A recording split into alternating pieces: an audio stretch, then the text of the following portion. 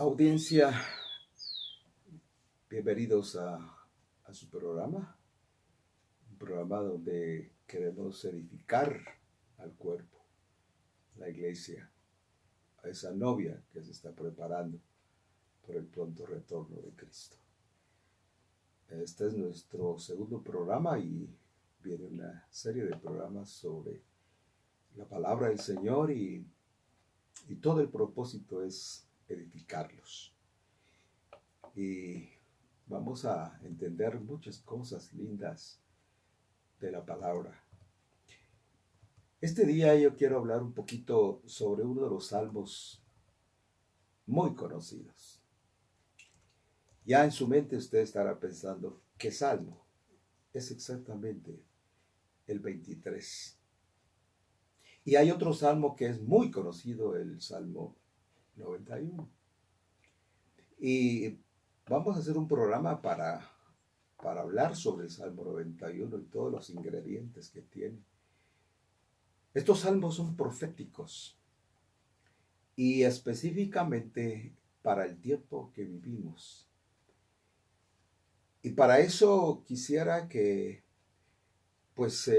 sé que muchos de memoria saben y conocen el Salmo, pero esta vez yo no lo quiero ver así como una buena retórica, como historia. Es más, algunos lo tienen como un amuleto. Cuando a veces he visto el Salmo 91 en una mesita y ponen un vaso de agua y ocotes en cruz, y pues no tiene ese sentido realmente el Salmo.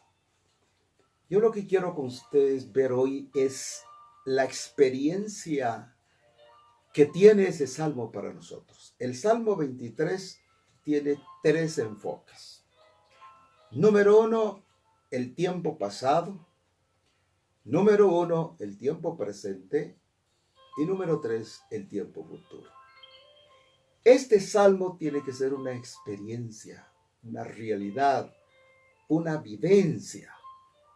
Porque no es un salmo solamente de una historia de David. Porque en el fondo ese salmo tiene que ver con la experiencia de David como pastor. Desde muy joven, quizá a los 17 años, cuando comenzó a pastorear, Dios lo estaba preparando para una misión suprema. Pero este salmo también tiene que ver con una experiencia muy amarga de la vida de David.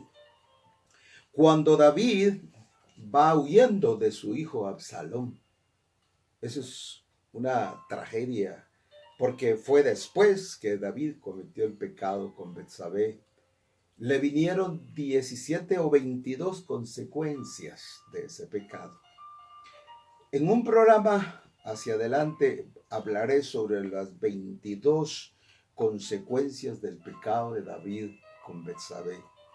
David fue perdonado, fue purificado, fue limpiado, pero las consecuencias fueron inevitables. Hablaremos en un tema, muy particularmente de este caso. Entonces, analicemos un poquito el Salmo 23. Antes de entrar al Salmo 23 está el Salmo 22. Y el Salmo 22 nos habla de la vida del Mesías. Cuando uno va a ese Salmo, comienza a ver la descripción profética del Mesías, el Señor Jesús. En ese Salmo 22 vemos cuando Jesús está clamando. Y dice, Dios mío, ¿por qué me has dejado? ¿Por qué estás lejos de mí? Oh, Dios mío, clamo de día y de noche. Aquí este salmo es un salmo profético, donde habla de algunas de las tribulaciones de su alma en su ministerio, pero al finalizar ya su ministerio en los últimos momentos, al llegar a la cruz. Eso lo describe ese salmo. El Salmo 22 es una descripción del oprobio y de los sufrimientos de la vida de nuestro Señor Jesús. Ahora, notemos algo muy importante. Estamos hablando de un hecho pasado, de una descripción pasada, pero no ha dejado de tener efectividad ese sacrificio. Entonces David en este Salmo 22 describe los sufrimientos, como ya lo dije, del Mesías. Luego está el Salmo 23, que ya todos lo conocemos como el Salmo del Gran Pastor. Y luego tenemos el Salmo 24. Es decir, que el Salmo 23 está entre el Salmo 22 y el Salmo 24. Ahora, interesante, es uno de los salmos citados con mucha frecuencia en diferentes lugares. Y como ya vemos entonces, la experiencia de David en este salmo revela progresivamente nuestro andar espiritual con el Señor, para llevarnos a mayores experiencias, a una altura de gloria. Por ejemplo, la parte que dice, en valle de sombra y de muerte. Esa parte la sufrió David, y es exactamente para llegar al monte de Sión. En la Biblia encontramos 150 veces la palabra Sión, y tiene una referencia maravillosa para la iglesia y las glorias de la misma. Es otro tema maravilloso también hablar del monte de Sión. Entonces, el Salmo tiene un enfoque, ese Salmo 23, un enfoque para el pasado, un enfoque para el presente y para el futuro. ¿Y por qué? Comienza diciendo, Jehová es mi pastor. Está hablando del tiempo presente, no está hablando de un tiempo pasado. Jehová es mi pastor. Y entonces cuando David empieza a hablar de esa experiencia maravillosa, lo que yo quisiera en este momento es enfocarle en su mente, en su corazón, lo que significa para nosotros particularmente ese salmo. Es un salmo histórico, pero ese salmo tiene que ver desde nuestra formación, quizá antes del vientre de nuestra madre, hasta la eternidad. Encuentro esas verdades en ese salmo. Está toda nuestra trayectoria, toda nuestra vida, porque en este mundo no hay nada nuevo. Todo lo que existe ya fue, ya pasó. Y es lo mismo de lo que viene. Entonces, el Salmo 23 es una realidad existente. Tiene que ver desde la formación. Por ejemplo, David habla en su Salmo 139 y versículo 16, dice, mi embrión vieron tus ojos, y en tu libro estaban escritas todas aquellas cosas que fueron luego formadas. Jeremías 1:5 dice claramente, antes que te formases en el vientre, te conocí, y antes que salieses de la matriz. Aleluya. Luego habla de Moisés, que él fue llevado sobrenaturalmente en un río, protegido por la mano de Dios. Y Jesús, ¿cómo fue librado en Mateo capítulo 2, cuando en el tiempo de Herodes vino la matanza de aquellos niños? Y cómo el Señor preservó la vida de Jesús. Entonces, encontramos varias cosas maravillosas. En este punto entendemos entonces que Dios tenía programada la vida de cada uno de nosotros en ese salmo, desde nuestro nacimiento hasta el final. Porque recuerden que el final del Salmo 23 dice, ciertamente el bien y la misericordia me seguirán todos los días, en la casa de Jehová moraré por largos días. Está hablando de una eternidad. Interesante, ¿verdad? Vemos entonces nuestra vida en nuestro pasado, vemos nuestra vida en el presente y vemos nuestra vida en el futuro. Entonces, qué interesante es que nosotros no nacimos por un error, No nacimos por un accidente, sino nacimos con identidad, nacimos con propósito, nacimos con un destino. Amado hermana y hermano, amigo que me escuchas, yo quiero que en tu corazón se impregne esta verdad de cómo Dios te preservó la vida, aún pasando por los valles de sombra y de muerte. Ahí la mano de Dios estuvo. Como ya lo dije, tenemos propósito, tenemos identidad, tenemos destino. Una oveja no tiene armas para defenderse. Por eso es interesante que la oveja mantenga una relación directa con su pastor. La protección de una oveja es estar bajo la sombra de un pastor, de un ministro. Y he ahí la importancia de la función de los 5 ministerios. Ninguna oveja puede estar sin pastor, ni pastor sin oveja. Es decir, que los ministerios tienen una función especial para las ovejas que son del Señor. Y bajo esa sombra de protección, la oveja va siendo enseñada, va creciendo hasta llegar a la madurez. Como Pablo lo dice, hasta que todos lleguemos a la unidad del varón perfecto, a la medida. Entonces, Dios conoce, escúchame bien, Dios te conoce a ti como una oveja y te conoce por nombre. Así dice la palabra. Mis ovejas oyen mi voz y me siguen. Es decir, que el Señor Jesús conoce a sus ovejas perfectamente. Él conoce nuestros fracasos, nuestras frustraciones.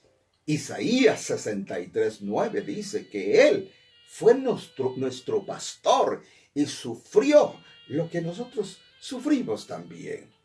También Dios restaura. En Isaías 53:6 habla de que todas las ovejas se descarriaron. Pero qué importante es que tenemos un gran pastor que es capaz de restaurar, de levantarnos y llevarnos a la meta final. Entonces, concluyendo con este salmo, en estas verdades que Dios nos está dando, Jehová es mi pastor y nada me faltará. Nunca te faltará nada en la vida. Van a venir, como dice aquí, en lugares de delicados pastos.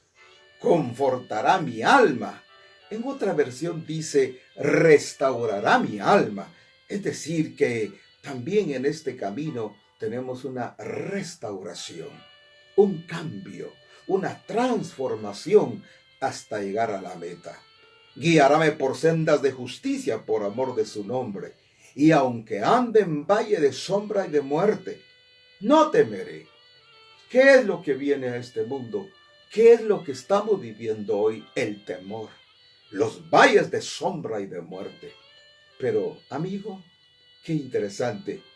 El consuelo de nuestro gran pastor. Te conoce por tu nombre. Conoce tu frustración, tu decaimiento. Él conoce que nos hace falta la fe para afianzarnos y estar seguros de que el Señor está con nosotros. Tu vara, tu cayado. Oh, qué salmo. No temeré de nada porque tú estarás conmigo. Esa es la convicción que yo quiero trasladarte en esta oportunidad. Él es tu confianza.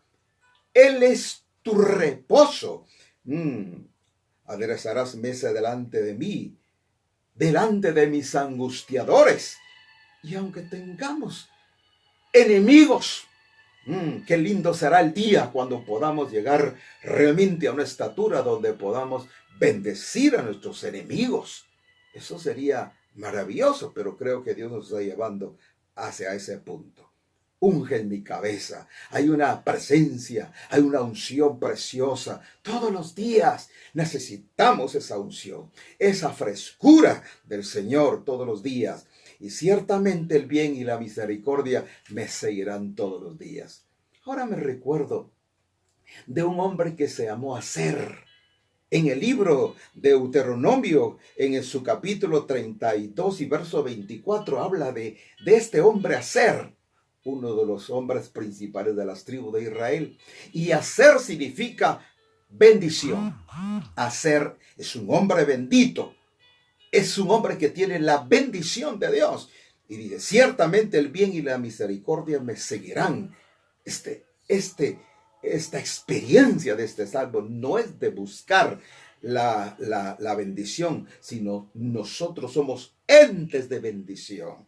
Nosotros somos los hombres y las mujeres de bendición para aquellos que lo necesitan. Entonces, finalmente, los quiero llevar al capítulo 24. ¿Y por qué? Porque el capítulo 24 es la esperanza de nuestro caminar. Como ya vimos en este momento, ese Salmo 23 es nuestro comienzo en nuestra vida en este mundo y finalizando cuando dice, y en la casa de Jehová moraré por la eternidad. ¿Ven? Que ese capítulo está ahí incrustada nuestra historia, nuestra vida. Ahora, finalmente, ¿por qué mencioné el Salmo 24? Porque el Salmo 24 es la esperanza de nuestro Redentor que viene. Vemos, el 22 nos habló de los sufrimientos del Mesías. El 23 es la experiencia de nuestra vida en este mundo. Pero el 24 es la esperanza que viene. Y aquí termino diciéndoles lo que David anunció. Alzado puertas vuestras cabezas, alzados vosotras puertas eternas, y entrará el Rey de Gloria. ¿Y quién es ese Rey de Gloria? Oh, es el fuerte, es el valiente. El Señor ya no viene a este mundo para que le crucifique. No, Él viene como Rey de reyes y Señor de señores. Él viene a gobernar. Pero antes se llevará a su novia, aquella que se está preparando, aquella que está alerta, que está con sus oídos, como dice la palabra, mis ovejas oyen mi voz y me siguen. El que tenga oídos para oír, que oiga, es el mensaje de las 7 iglesias. Es el mensaje final. Termino. Alzado puertas vuestras cabezas, alzad vuestras puertas eternas, y entrará el Rey de Gloria. Pero ¿quién es ese Rey de Gloria? Jehová de los ejércitos. Él es el Rey de Gloria. Aleluya. El Señor Jesús, siendo niño, nació rey, ejerció su ministerio siendo rey. Lo quisieron coronar como rey, pero no era su tiempo. Pero el Señor resucitó rey, regresará rey y reinará como rey. ¡Qué lindo! Por hoy, que Dios les bendiga. Oraré para que Dios y su palabra edifique tu vida y te consuele. Oremos. Oh Dios, te doy gracias por aquellos que escucharon tu palabra. Señor, he entregado con todo mi corazón el pan del cielo, el pan que me has dado para tus ovejas. Que tu palabra corra, que solamente tú seas glorificado. Oh, nos escondemos bajo las alas del Todopoderoso. Padre, glorifícate. Jesús, consuela. Entra a cada vida. Espíritu Santo, redarguye al mundo de justicia, de pecado.